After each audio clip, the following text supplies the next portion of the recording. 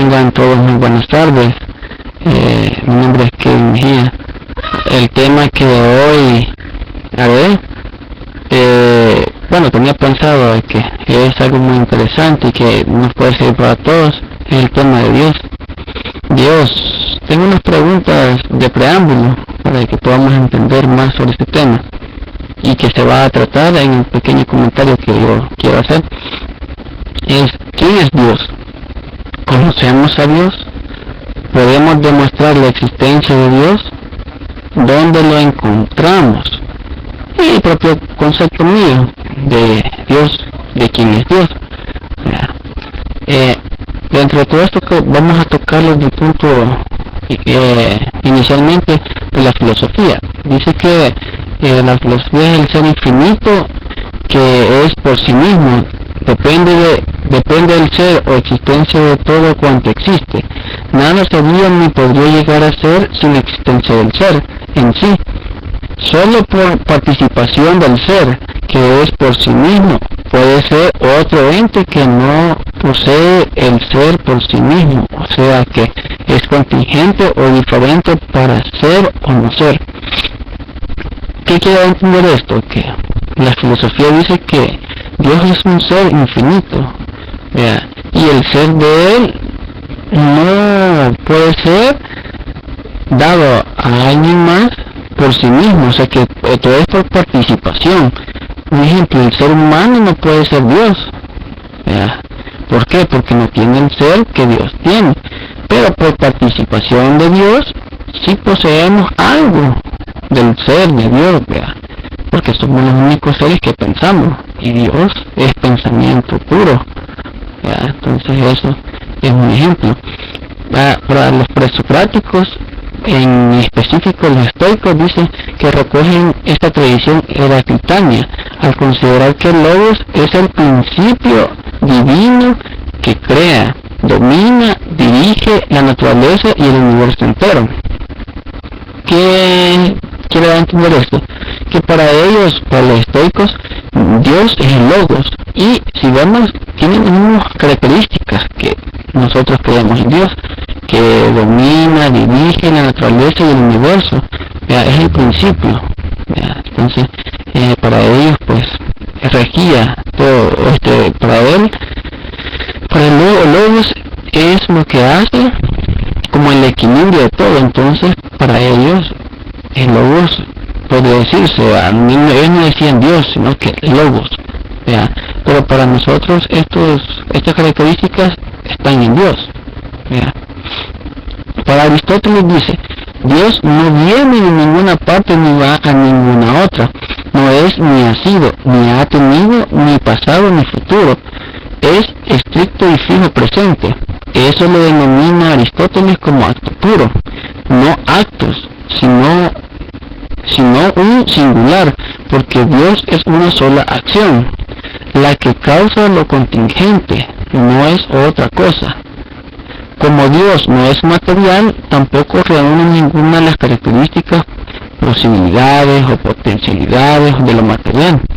Dios no puede estar siendo, porque la condición de estar implica transitoriedad, luego movimiento, inmutabilidad, ni tampoco llegar a ser, por el mismo motivo. Si aún no es, resulta que debería moverse hacia este estado, por lo cual Dios solo puede ser y serlo permanentemente, fija e inmutablemente. Digamos que Dios es siempre una situación de ya. ¿Qué quiere entender Aristóteles con esto? Que Dios es un acto puro, no una potencia, porque en Dios no puede llegar a ser potencia porque Él es perfecto, Él es todo. Entonces, Dios no puede tener esa transición de acto, potencia, porque eso implicaría que Dios cabe en el espacio y en el tiempo. Dios, entonces tendríamos las características que rigen la naturaleza, y como Dios no es parte de la naturaleza, sino que Él es el creador, no puede llegar a ser la potencia. O sea, ese cambio de acto a potencia existencia, Dios es, dice Aristóteles, acto puro. ¿Ya? En él no puede ser creado, sino que es el creador. ¿Va? Eso lo digo con mis palabras. ¿Va? Es acto puro, según Aristóteles. ¿Va? Desde la perspectiva aristotélica, si algo es contingente o innecesario, entonces debe su razón a otra cuestión procedente que le haya guardado su fundamento. Si este algo precedente sigue siendo contingente, entonces debe su razón a un tercer algo anterior al que deba su fundamento. Ascendiendo sucesiva e infinitamente, Aristóteles concluyó que debe existir un ser que sea necesario por él mismo, que no sea contingente. Ese ser sería Dios. O sea que para Aristóteles, vean, nosotros podemos, digamos, tiene que haber, o sea, hay algo que surge como en cadena, pero que ese ser que domina todo eso, ese proceso en cadena, es Dios. ¿Por qué? Porque si existe algo contingente, o sea, que algo que pasa, pues que algo pasadero, eso tiene a algo más, vea, que lo ha dado como en la existencia. Entonces tiene que haber algo más atrás de eso, y ese algo más es Dios. ¿Ya? Dice Santo Tomás de Aquino, vamos a tocar el punto de Santo Tomás de Aquino desde este punto, ya de este personaje. Por lo que respecta, dice, la existencia de Dios, Santo Tomás afirma taxativamente que no es una verdad evidente para la naturaleza humana, para la razón en sí, por lo que quienes la afirmen deberán probarla. La existencia de Dios, nos dice, es evidente considerada en sí misma, pero no considerada en respecto al hombre y su razón finita y limitada. Así que para Santo Tomás es una verdad evidente, pero que la razón humana no alcanza a comprender, y eso es muy real.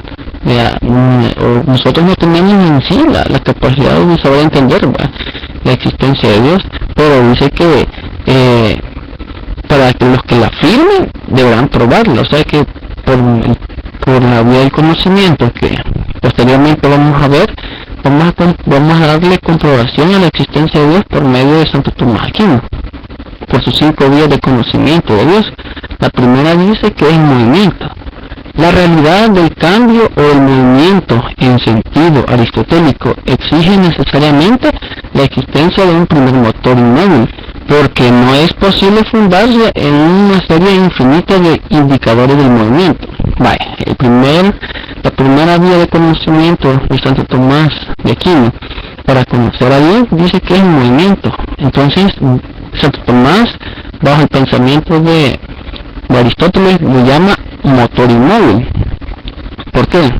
Porque el motor, si nosotros vamos, da sucesión a otro movimiento para que funcione otras cosas. Entonces Dios es el motor, el primer motor inmóvil, o sea, es el motor que da la sucesión a un movimiento, ¿ya?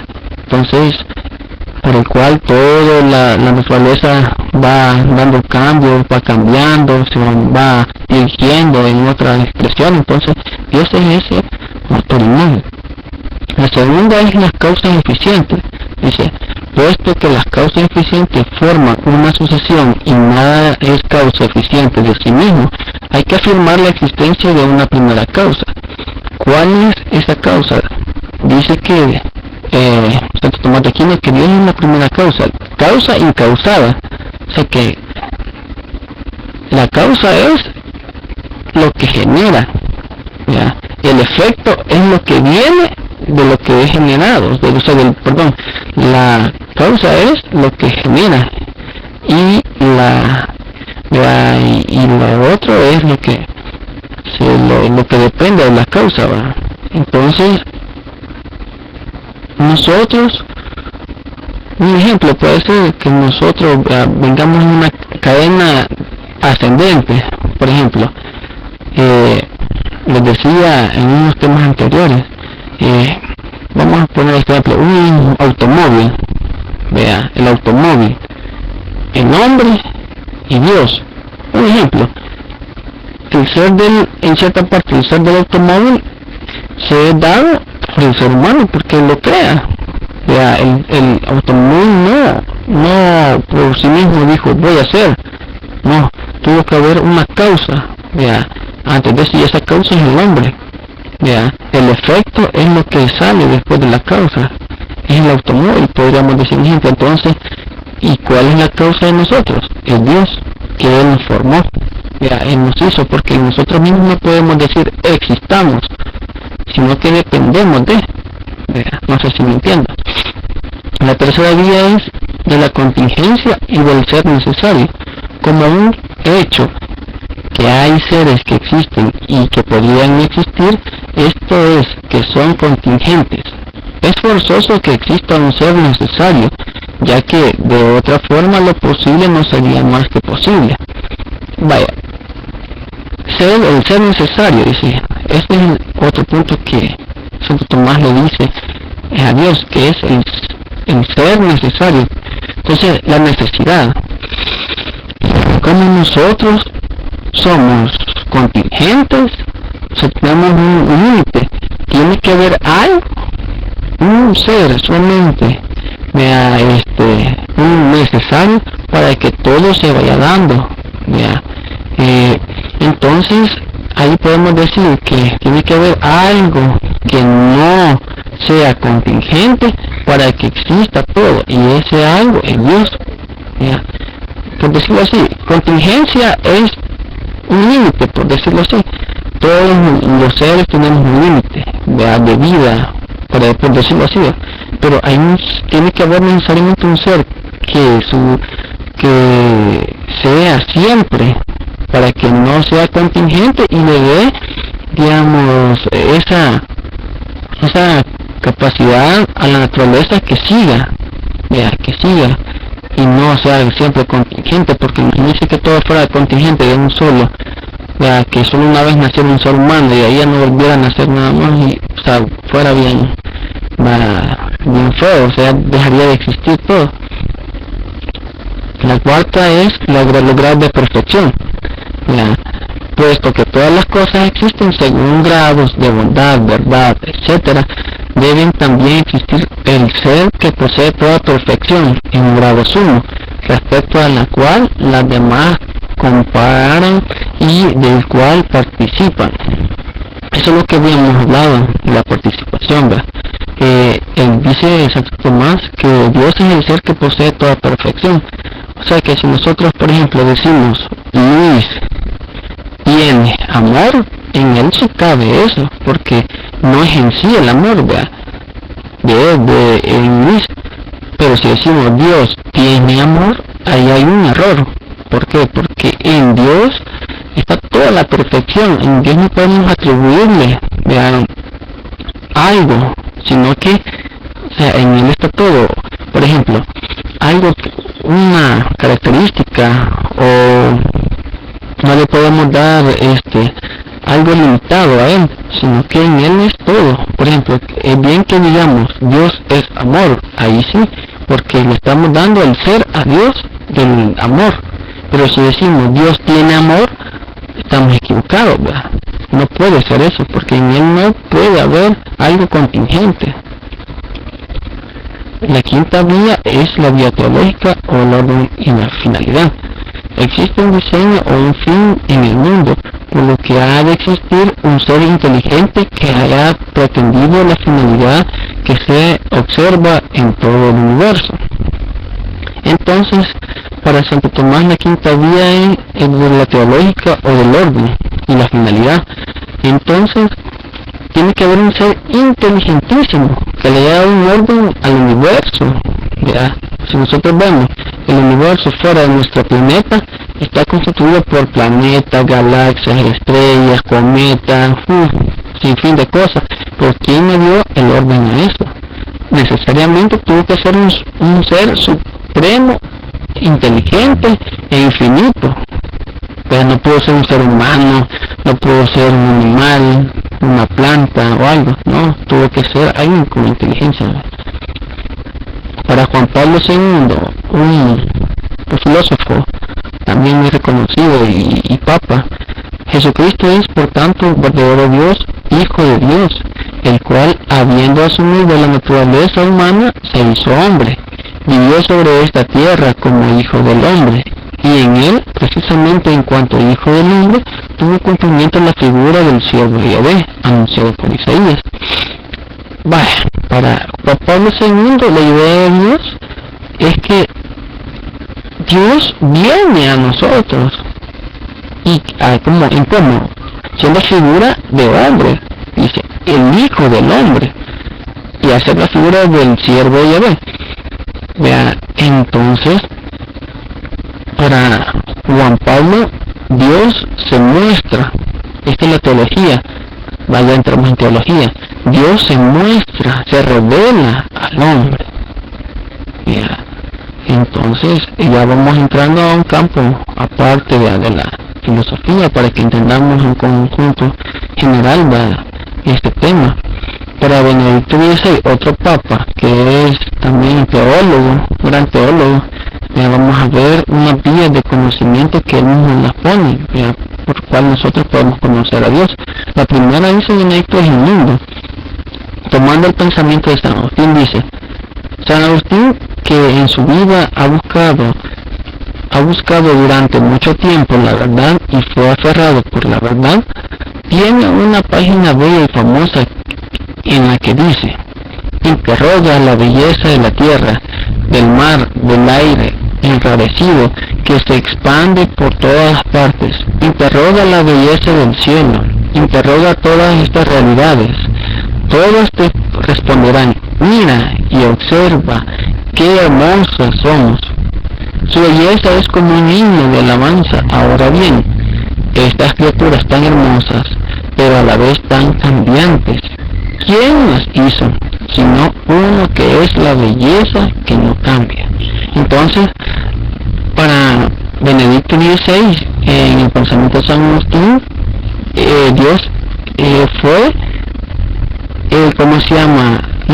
Dios es la verdad sobre todo. La que para San Agustín también lo lleva a cuestionarse mucho, ¿qué es la verdad? ¿Qué es la verdad? Entonces, para él, todos los seres, así como dice aquí, pregúntale a las criaturas, pregúntale a todo, al cielo, de quién es la belleza, o sea que en todo ello está una verdad, y esa verdad es Dios. La segunda guía para Benedicto XVI es el hombre. Siempre tocando en el punto de San Agustín, dice, tiene una famosa frase que dice: Dios está más cerca de mí que yo a mí mismo. Esto está en sus confesiones, ¿vale?, de San Agustín. A partir de aquí se formula la invitación: no vayas fuera de ti mismo, vuelve a entrar en ti mismo, en el hombre interior habita la verdad. Dice, está muy relacionado con el punto anterior que vimos sobre la verdad, pero aquí habla en el hombre. Para San Agustín, dentro del hombre encontramos a Dios, y eso es muy cierto. Yo comparto ese punto de vista. ¿Por qué? Porque donde más está completa la naturaleza, en el hombre, el único ser que piensa, el único ser que siente, que sabe que existe. Entonces, ahí está, en el centro del universo, en el hombre, la creación máxima de Dios, el hombre, ¿ya? Porque se dice que el hombre es la imagen de Dios, ¿ya?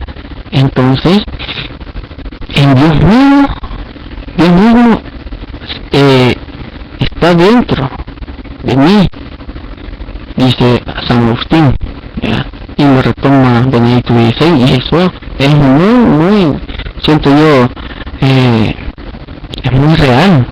Ya no puede haber algo más lindo que dentro de nosotros estar la presencia de Dios. Dice la tercera vía para Benedicto XVI, dice que es la palabra fe, o sea, la fe.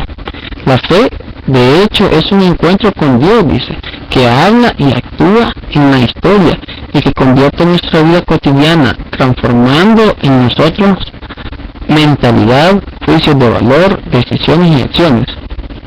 No es ilusión, fuga de realidad, cómodo refugio, sentimentalismo, sino que es participación de toda la vida y es anuncio del Evangelio, la buena nueva, capaz de liberar a todo el hombre. Entonces, para Benedicto XVI, la fe es el encuentro, es la epifanía, la epifanía como un tipo de epifanía de Dios con el hombre, que la fe transforma y libera a todo hombre. Y la fe no es algo, dice, no es una ilusión, no es una fuga de la realidad como muchos la ven y como lo vamos a ver más después, no es un cómodo refugio ni sentimentalismo, sino que es algo real, concreto, que libera al hombre. Vamos a ver las otras opiniones sobre esto, para que tengamos un pleno conocimiento. Vamos a tocarlo en este punto de Dios referente al siglo XVII. Vamos a ver este pensador que dice, muy conocido, que es René Descartes. Descartes define a Dios de la siguiente manera: bajo el nombre de Dios entiendo una sustancia infinita, eterna, inmutable, independiente, omnisciente, omnipotente, por la cual yo mismo y todas las cosas que existen, si existen algunas, dice entre paréntesis, han sido creadas y producidas. Aquí vamos a entrar en un conflicto con este pensador. Para él tiene, a simple vista, tiene las mismas características que nosotros encontramos en el pensamiento cristiano, pero vamos a ver después qué es lo que dice. Sin embargo, en el proceso lógico de demostración de la sustancia, dice, Dios ocupa el segundo lugar. El primero lo ocupa el cogito. Esto es debido a que, a menos que afirmemos primero la existencia de un sujeto que piensa, no es posible ni siquiera pensar de la idea de Dios. Entonces aquí ya nos metió un problema Descartes. Descartes nos dice que Dios existe, pero primero existe el sujeto que piensa. ¿Cómo es eso?